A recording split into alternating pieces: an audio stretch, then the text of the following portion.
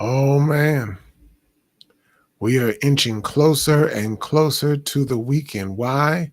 Because we are past Hump Day Wednesday, and I'm glad, and you're glad, and we shall keep moving on.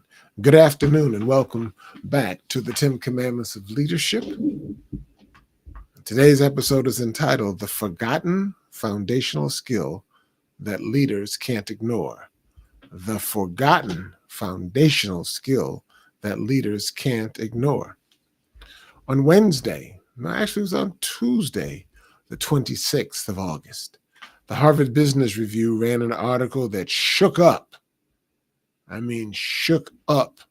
leadership world. Its headline declared, for example, soft skills matter now more than ever, according to new research. It said this: in today's workplace, technical expertise becomes irrelevant in just a few years. But foundational skills like adaptability, collaboration, reading comprehension, math, and communication, those foundational skills, determine how high we rise and how long we last in the workplace. And yet, and this is the puzzling thing to me, in all of our educational system, grade school, high school, and yes, even college, we were required to take reading and writing classes. And some of us even took public speaking courses, especially in college. But I know of no school, no college, no university that required us to take Listening 101. Think about it. And that apps has produced a generation of poor listeners. Today, I want to show you that the most foundational of all communication skills, listening, is the most overlooked, most undertaught, and yet the most urgently needed leadership skill in our world today. Let me say that again. I want to show you that the most foundational of all of our communication skills, more than writing, more than reading, uh, uh, more than public speaking, that the most foundational of all of our communication skills, listening, is the most overlooked, most undertaught, and yet the most urgently needed leadership skill in our world today. The question is asked on Harvard Business Review. It warns us why listening is the most missing foundational skill. The article went on to say that in an age where technical expertise can become irrelevant in just a few years, foundational skills matter more than ever. Harvard research discovered something very profound. It said that workers who mastered foundational skills like communications earn higher wages. They climbed further up the career ladder. They proved more resilient to industry change. And they learned specialized skills faster than those who had only technical expertise. And here's the danger. If your leadership is built only on technical expertise, the clock is ticking. In 5 years, in 3 years, sometimes even in 1 year, that knowledge could be irrelevant.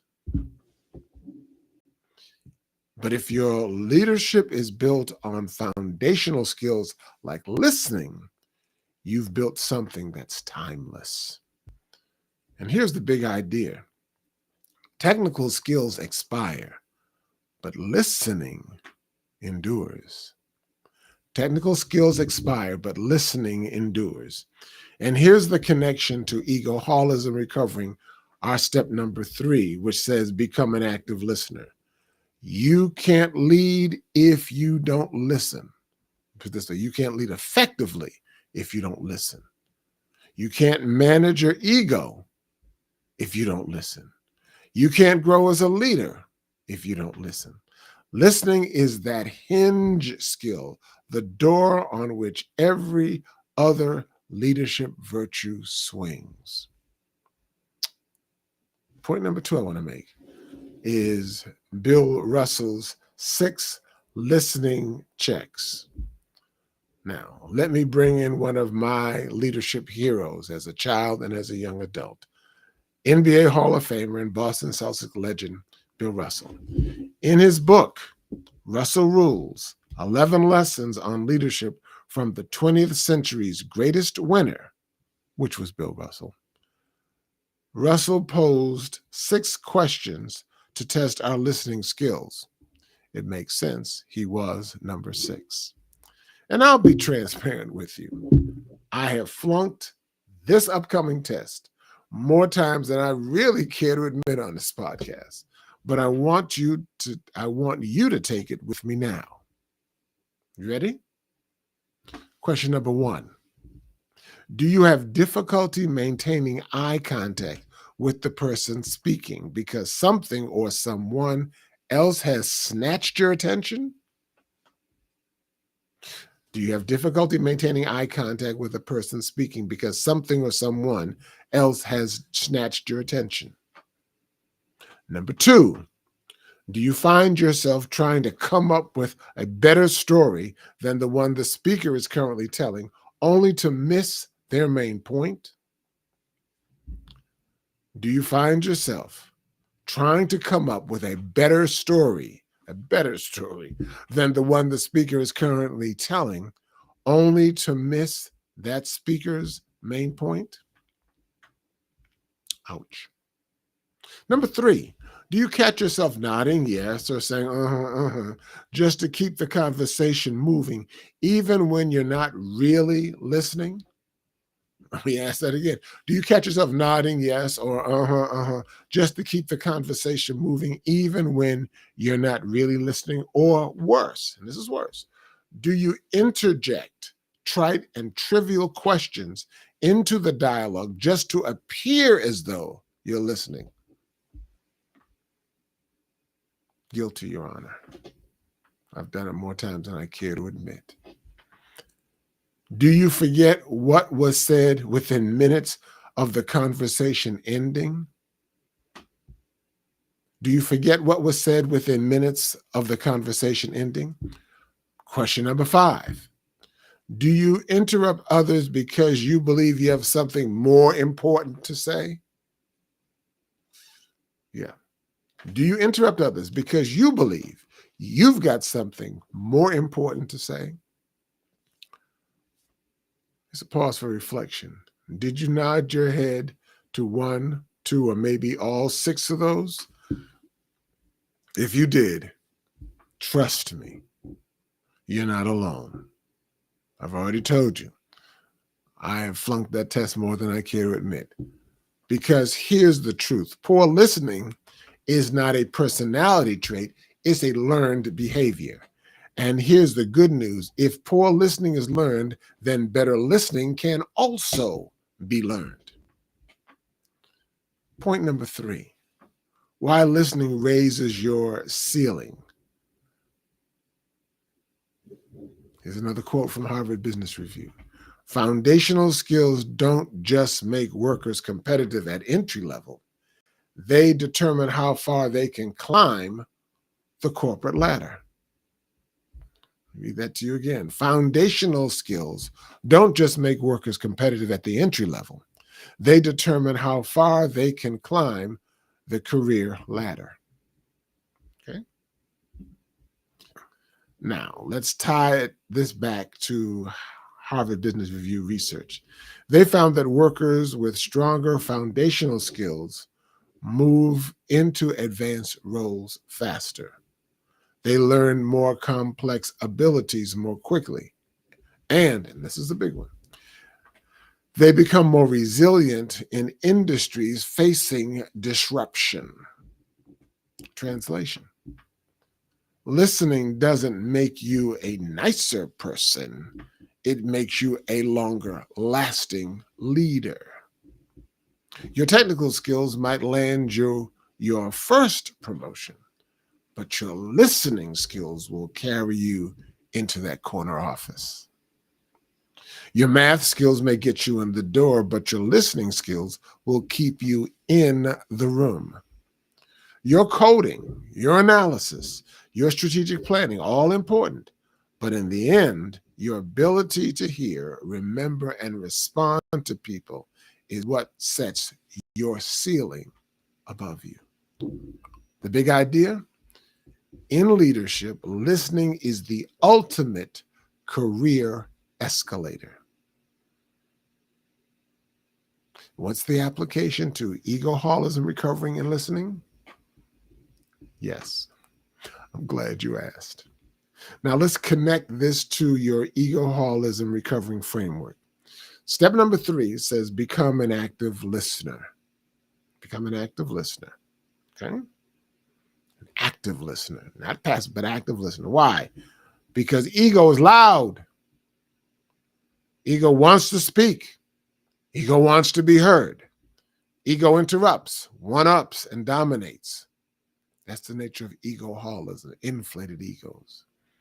But recovering egoholics know that leadership starts by listening to God in prayer, listening to your team in meetings, listening to your family at the dinner table, listening even to your critics, because sometimes your harshest critic is your most honest teacher.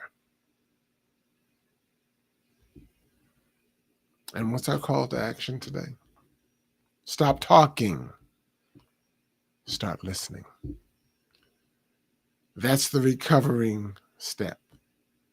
That's the growth path. That's how leaders evolve. What's our final takeaway? When technical skills expire, listening opens doors that last a lifetime. Let me land this with a challenge to you. The next time someone speaks to you, give them 3 gifts: your eyes, your mind, but most importantly, your silence. Because when you give them those 3 gifts, you're not just listening casually, you're listening intentionally. And when you do, you'll discover what Bill Russell knew and what the Harvard Business Review confirmed, and what Egoholism Recovering teaches, is that the future belongs not to the loudest, but it belongs to the best listener.